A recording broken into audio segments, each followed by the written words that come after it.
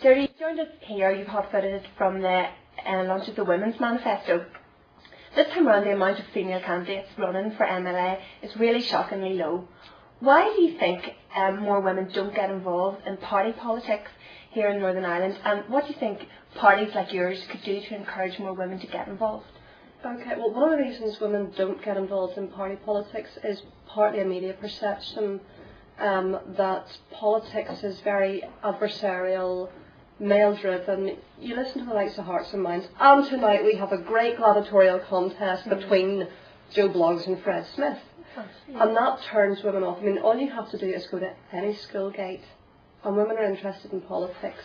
It's health, it's education, it's taxation, it's the day-to-day nuts and bolts.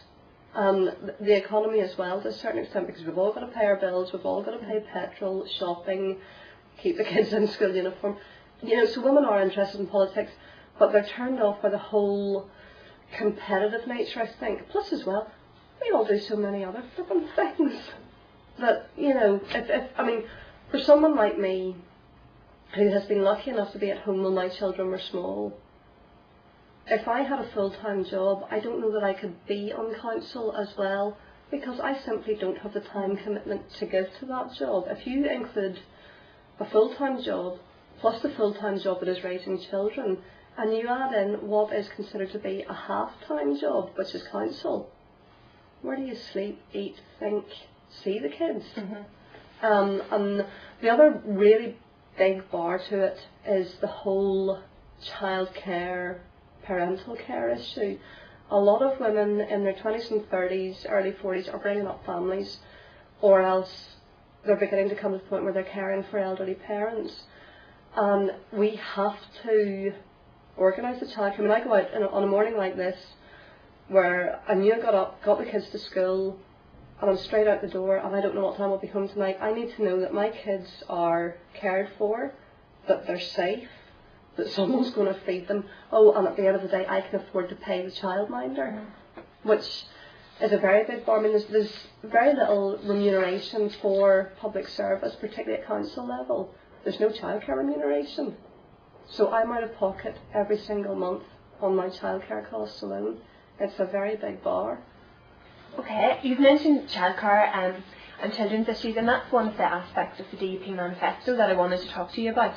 The manifesto does talk about investment in preventative measures and early years. How important do you think that is? Absolutely vital. What we teach children in their very early years stays with them for life. We might not think it does, but if you look at a bunch of 3-year-olds playing, they're all role-playing. They're playing doctors and nurses, mummies and dads. They act out what they see around them, and part of the reason they do that is to make sense of the world that they're part of. It's a learning process for them as well as just playing. So letting children have time to play is absolutely imperative, because they're learning the whole time. The other thing is, I mean, again, you've asked about women in politics. If you want women to see themselves as leaders, you need to encourage that from very, very early on. The other thing that you mention is extended schools and Sure Start, and that's all about addressing those issues you've mentioned, to allow parents to return to work, but also to invest in children. Yeah. From a DUP perspective, how important do you think that is, and how important a priority do you think that's going to be for the Assembly? I would hope it will be a priority for the Assembly. I mean, I sit on the Ballymena Sure Start committee, and the work they do is fantastic, because with the loosening of social bonds, it used to be you went to your mum for advice, or your granny, or whoever, and we don't necessarily have that anymore. And you sometimes have very young single mums who don't have someone they can talk to. They need someone they can talk to, and a Sure Start or a similar organisation can help in that informal way.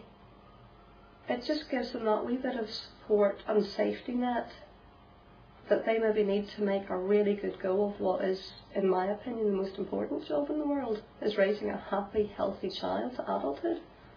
Okay, you've talked about social networks and support of a community. The other issue I wanted to ask you about is rural communities. You're running in Northampton, it's a rural constituency. And there is a large lobby to secure a more vibrant and secure rural communities. How important is that to the DUP? It is very important. I mean, Northern Ireland is still a largely rural economy. We're unusual in that respect within the UK, in that we are still quite rural based. Certainly, again, the social slackening, it used to be that if you were on a farm, you know, it maybe been handed down through the generations, maybe aunts and uncles who worked on the farm or lived nearby. Again, because people are having to travel further for work or housing, and draft policy PPS 14 has been a nightmare. It is completely destroying that sense of community. If, for example, my parents were farmers and I said, well, my mum is ill, I need to be able to live close by, but PPS 14 doesn't allow me to do that because I'm not proving great enough case in need. What is case in need? The fact that my mother's ill and needs help, or that we have effectively turned every green field into complete green belt.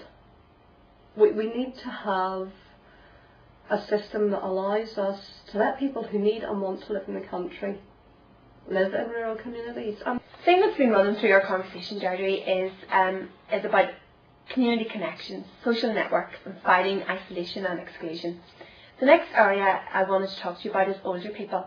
The DUP has a large section of its manifesto dedicated to senior citizens. I'm wondering, what do you think the priorities for the Assembly would be for older people living in Northern Ireland? I would like to see a commissioner for older people. We have an ageing population. Admittedly, again, Northern Ireland differs somewhat from the rest of the UK in that we still have a reasonably young population, but we do have an ageing population, and with that comes the caring responsibilities that go on to the shoulders of sons and daughters, and the fact that many of the illnesses we are seeing tend to be more prevalent within the older generation. Diseases like cancers, Alzheimer's, Parkinson's, these are becoming more prevalent and will continue to become more prevalent, so we need to see proper care facilities for those. We also need to ensure that should someone be suffering from Alzheimer's and their main carer, their primary carer, needs respite, they should be able to get that respite. It shouldn't be a fight to get it, and the respite care should be of high enough quality that you don't panic about putting your mum, your dad, your wife, your husband into care, even if it's only daycare, 1 day a week, just to give you that break.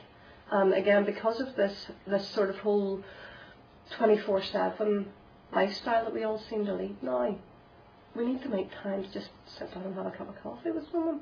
You know, and that again increases social cohesion. I also think it's very important that my kids see my parents or Mark's parents, that the intergenerational connection stays. Because certainly when I was a child, there were things I could have talked to my granny about that I wouldn't have mentioned to mum because it would have got me into a row. And that's very important, because again, we've lost that whole sort of extended family bit, and we tend to be much more isolated. And certainly, I mean, through schools and things, one of the things I did at school that I still think is an incredibly good idea is that we had an old people's home quite close by, and when you were in sixth form, you could go and visit if you wanted to. And I maybe went over one afternoon a week for half an hour, 3/4 of an hour. But it gave them something to look forward to. And it gave me, you know, because they would have talked about politics in the 50s or 40s or the war, and it gave me a broader outlook. It wasn't just confined to, oh, you're old and horrible, you know, which does happen. And it also means then that older people aren't necessarily scared of younger people. You know, one of the things you will hear said is, there's a group of lights hanging around my doorstep, and older people are afraid to go and talk to them. It's not even confront, it's just to go and talk to them. And if we can break that down, we can begin to bring back social cohesion. And how a society looks after its most vulnerable members, its children and its elderly people, is how a society should be judged. And at the minute, I don't think we're doing that great a job. Okay, Deirdre, I want to thank you very much for coming in. I know you're extremely busy. You're on the campaign trail, you're running from A to B, and looking after your family as well. So thank you very much for coming in today, and I want to wish you all the best of luck. Thank you very much, Lisa.